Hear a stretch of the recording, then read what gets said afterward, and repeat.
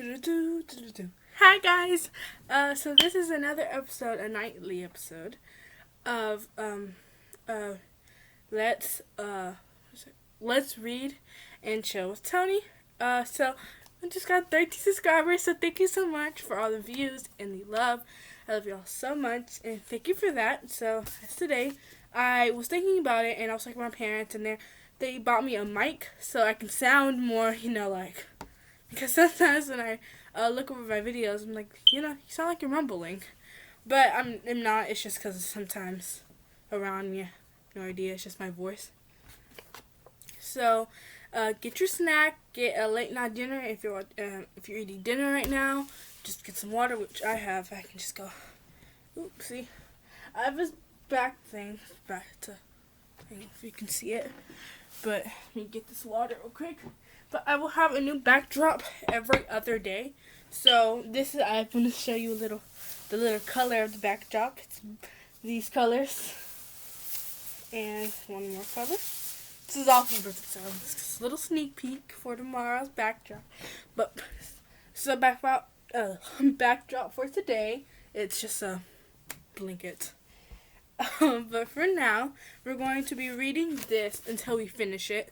And then we're going to do another 3-week or 4-week period. I don't know if it's going to take that long. Hopefully not, and we can get this done within 1 or 2 weeks. And then we will do... I want to just show you what book we're going to do, because I know y'all are like, oh my gosh, I love that. We're going to do this book for our next one. Just wanted to show y'all. So we're going to do it's Gravity Falls, one of my favorite shows. Just put that back right here. And, so let's get started. Get your water. Let me just get a sip.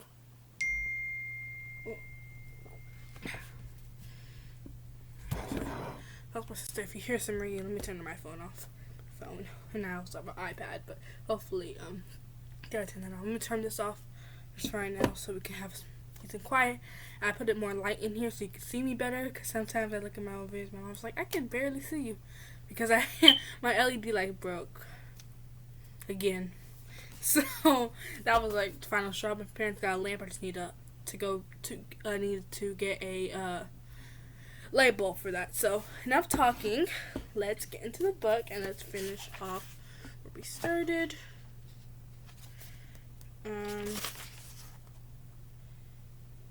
Alright.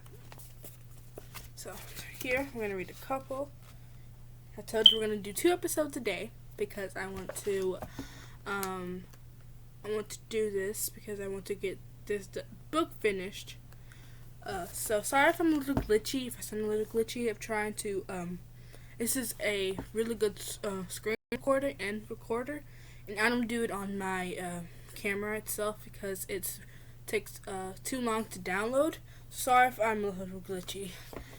Alrighty, let's get in to the book. So this page again that we're gonna read, not that one, this one. Alrighty, so let's get into it. Just another sip of water.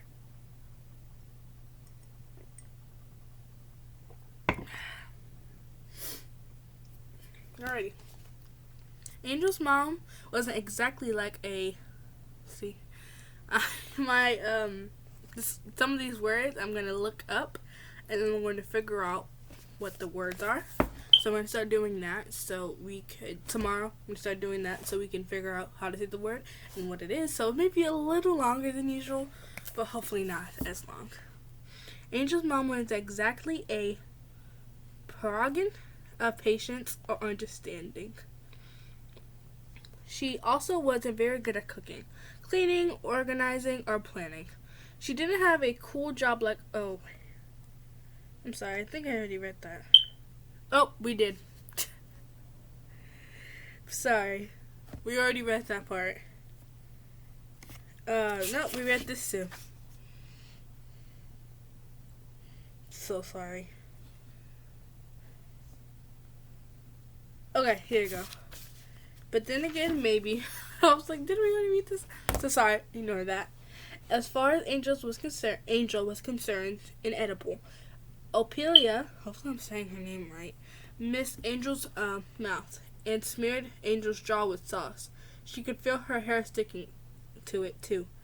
Angel slapped Amelia's hand. Get that away from me. Amelia's face crumpled. She jerked back, and the pizza slice flew out of her hands, landing face down on Angel's chest before sliding into her lap. Angel jumped up, and the pizza fell to the floor. She looked at the red stain on her good jeans. You little brat, she yelled at Amelia. Amelia's Quinn shivered. Tears spilled from her eyes. I was just trying to share. Don't yell at your sister, Angel's mother cut in. She's not my sister, Angel shouted. She grabbed for some paper napkins and wiped her face and hair.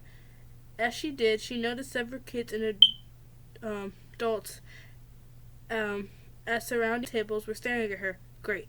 She managed to make a spectacle of herself, even in a room full of maniac kids. She felt her face redden, and she sat down. Angel, Myron growled, throwing her a scathing look, I think that's what that says, scathing look, which he reserved exclusively for his stepdaughter these days. He turned to Amelia. Come here, my princess. Amelia sad. Amelia, crying hard now, crawled to Myron's lap. She hit me, Daddy. I was just trying to share my pizza. Amelia raised her arm from Myron's inspection. There was nothing on her arm except for pizza sauce, but Myron looked at the poor, offended arm and kissed it. Then he turned to Angel. I didn't hit her, Angel said before he could say anything. I shoved her hand away. That wasn't technically true, but Angel would get grounded for a year if she admitted to hitting Amelia. Myron opened his mouth, but he was cut off by one of the animatronic performers on the stage in front of their table. You know, sip of water.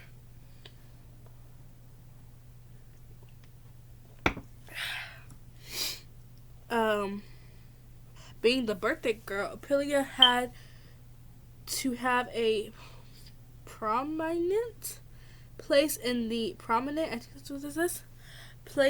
audience for the Fraz Bar Extravaganza show. There were 2 feet from the stage. If Angel had wanted to, she could have reached out and swiped frosting off Amelia's 5-foot-tall layered cake. It was sitting on stage to the side of where the animatronics were going to perform. Angel had been dreading the big show because she knew that it would be loud and chaotic, over the top. Now, however, she was grateful for it. It was drawing attention away from the family drama and playing out on their table. Amelia immediately forgot the assault on her precious arm. She turned to Myron. Up, Daddy, up. He repositioned her on his lap so he could stand on his thighs. The full scarf of Amelia's yellow frilly dress puffed up into Myron's face. He kept a grip on Amelia with one hand and shoved aside the tully with his other. Amelia stared up at the stage with bright eyes. She wiggled her hips and threw her arms around in an awkward dance of some kind. Angel hated Amelia. The kid was a nuisance, always dragging out board games or begging to play pretend with Angel. She would jump into bed with Angel every night with the book and wine. Will you read to me? Sometimes. Angel did read to Amelia, but she resented the time it took. Angel was busy. She didn't have the time for a little sister. And then there were horses. Amelia had a thing about horses. Her whole room was filled with them. Plush horses, plastic horses, wood horses, posters, photos, and oil paintings of horses. Cool. She had a huge rocking horse in her room, and though she was getting too big for it, she rode it every day. So did her dolls. That was Apelia's world, horses and dolls. It was, in fact, the theme of today's party, too. Angel was so sick of horses, of hearing about them, reading stories about them, being forced to join Apelia with playing with them. When Apelia had demanded that her birthday party be at Freddy's, which was sadly her favorite restaurant, Angel had pointed out that a party at Freddy's wouldn't be a horse-themed party, which was also what Apelia wanted. Freddy's didn't have horse carriages, but Apelia wasn't, I think it says, determined. She wanted what she wanted. Okay.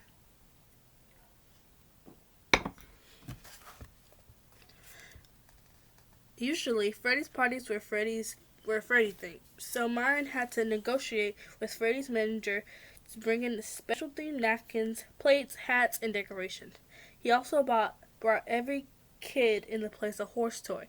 Angel had heard enough of pretend neighing today to last a lifetime. I love my party, Daddy, Apelia cried out.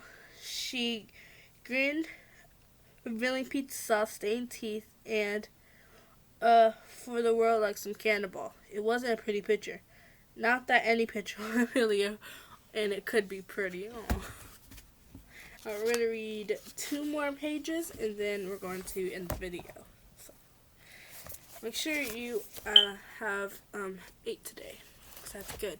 You need to eat.